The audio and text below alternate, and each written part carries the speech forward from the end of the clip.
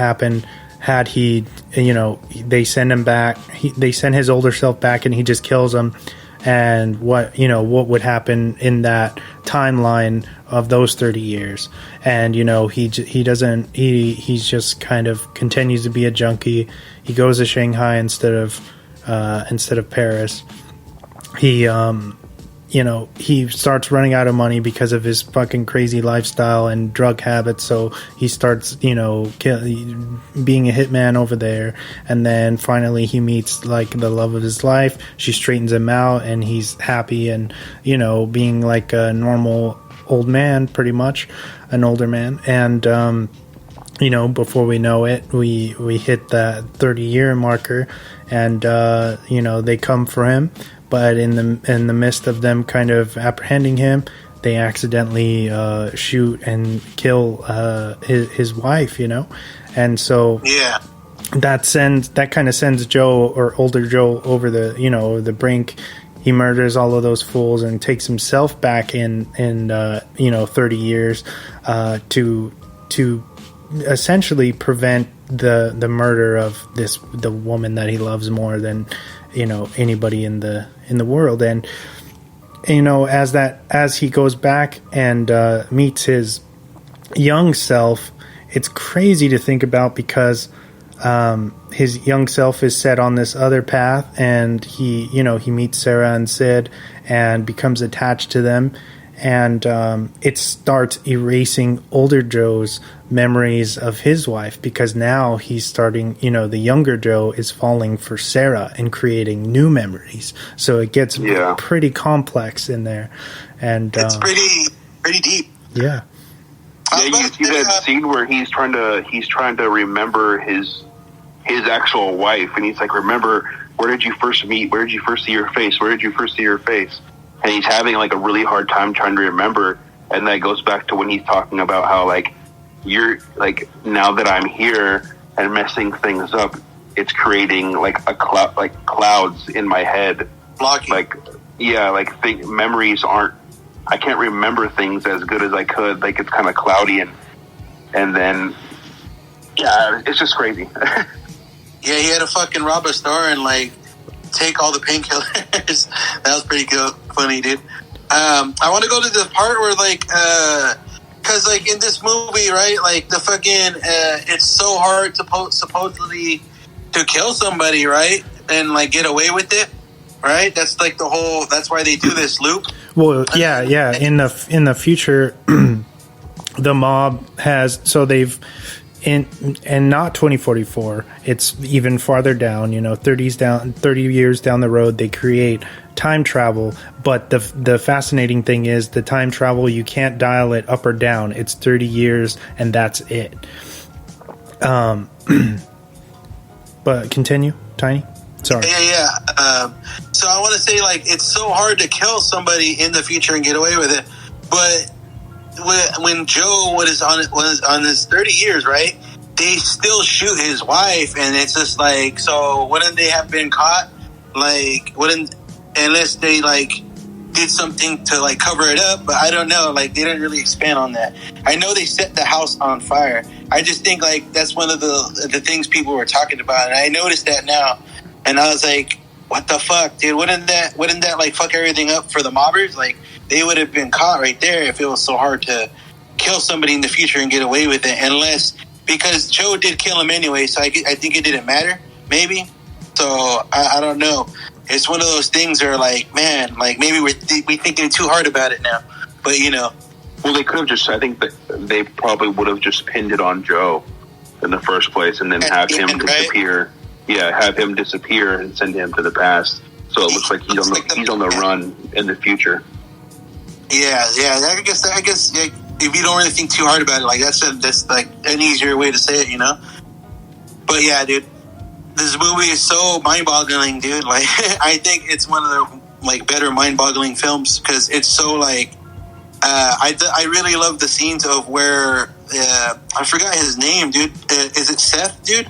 One of the other actors that he's like chill with kind of Joe a lot, and he tells, like, they party and shit, and then after a while he goes to his apartment, right? Remember that? And then like they find out that he let his loop go, and that's where like we see the same situations for Joe early on, and then it's so crazy that how quick it happens in this movie, dude. Like, because remember when he was in the diner, he says, "Yeah, my wife died yesterday." Like, that's so insane.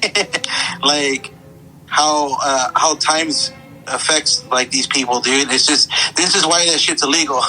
Like, I guess in real life it existed, it'd probably be illegal, dude. Like, no one would want that shit to like fuck up anything, to be honest. Who's to say it doesn't exist already? Right? We're already like doing it. I never know. Yeah, well, I think it has a lot to do with the theory of the butterfly effect, where if you go back and you even change the slightest thing, it could alter the entire world as we know it, you know what I mean? And so touching with the past can be very devastating for the future, at least in theory. And I think that that's why time travel is illegal, and, you know, they're doing it in the black market as a way to assassinate people, and then, you know, they send back the bodies that technically don't exist anymore to be burned, you know, 30 years in the past. And it's fucking, that's wild.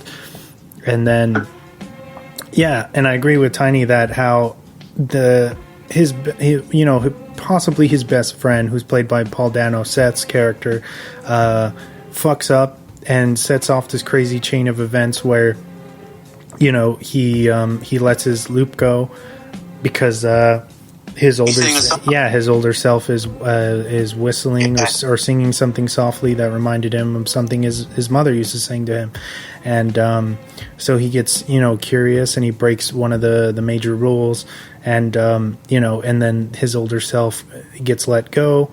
Then Seth gets, you know, the younger Seth gets very worried and knows that Abe and the mob is going to come after him, so he looks to Joe for help. Joe initially is like, all right, I'll help you out, but then selfishly, you know, Abe and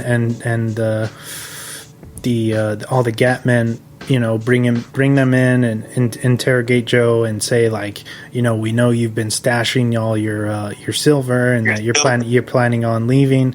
If you want to save your buddy, you got to give us half your stash, which is, I thought, was interesting that Abe put that on the table. And I wonder, had Joe went with that and said, all right, like, you could take half my money, would he really have done it? You know what I mean? Like, were they just bluffing to see what he would have done? They want to see where loyalty lies. Yeah, but then he's like, all right, he's in the floor safe, and he gives him up and basically gets Seth murdered in a really fucked up way. That was pretty crazy. Like, slowly you see the future Seth, like, his finger's gone, and then his ear's gone, and his nose is gone.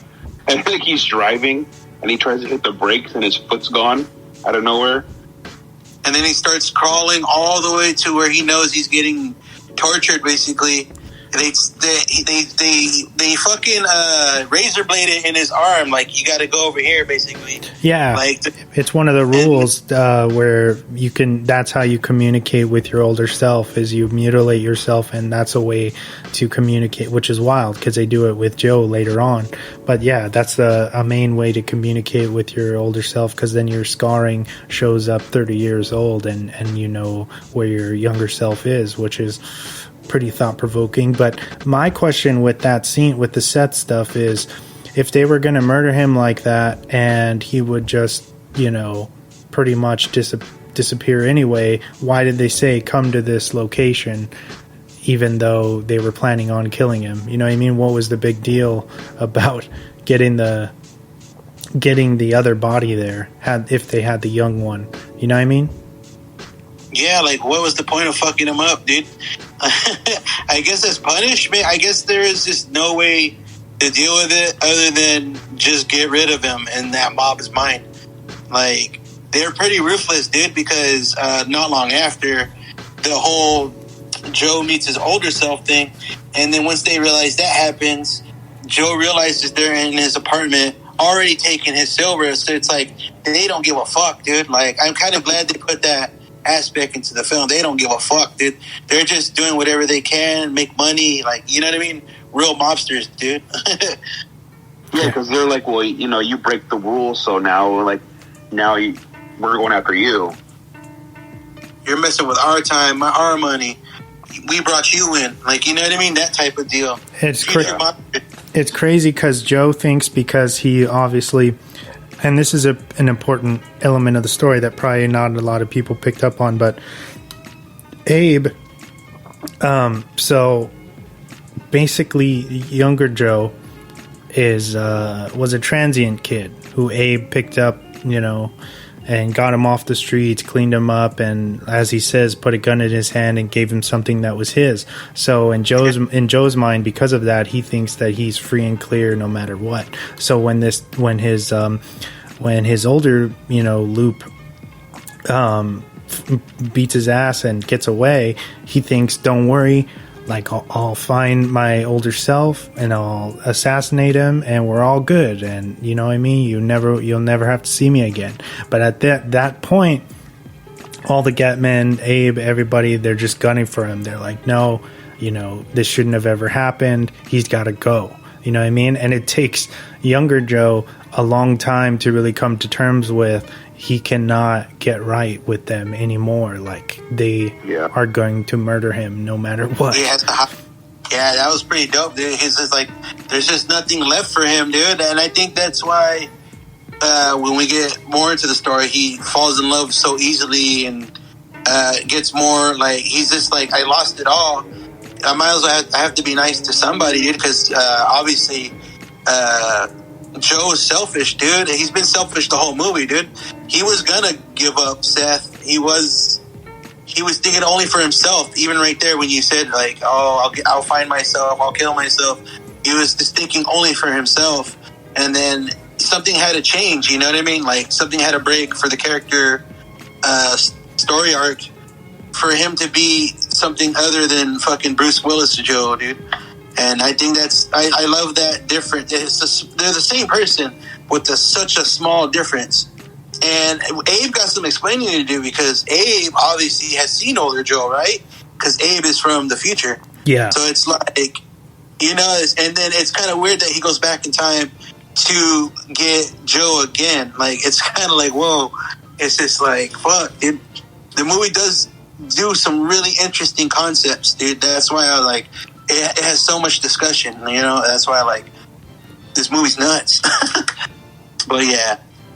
Going back to what you said about how people can pick it apart because of the element of time travel, I think that's why they kind of gloss over, you know, how time travel really works, and don't really lay the floor, like, too much real groundwork for how time travel works in that period. You know what I mean? The film really focuses on the consequences of time travel for all our characters and focuses them, you know, it's very, very, like, a very character driven film. And so I think that's why it was so successful, because you care more about what's happening as opposed to the science behind it, or, you know what I mean? They don't even really show you much time travel, rather than, you know, when older Joe gets into that weird tank looking thing and goes back, and it's very it's very simplistic, and I think that they hit it right on the mark with that, because there's not much to critique, you know what I mean? As much as people want to be assholes out there, but there's not much to really where you can say, oh, that doesn't work, or this doesn't work. It's because they gloss over it in such a way that you just kind of roll with the punches, and it really, really works. And even the stuff that's questionable is so cinematic and brings so much more flair to the story. It's really hard to shit on this at all, in my opinion. Yeah, exactly. Yeah, you said it pretty good. But let's talk about Sid's character, because he ends up being Sarah's kid is a very big part of the story, as he we find out later on in the film that he is indeed the Rainmaker, and the one who becomes this kind of homicidal maniac later on in the future. Man, that kid does such a good job. He's so creepy, and and amazing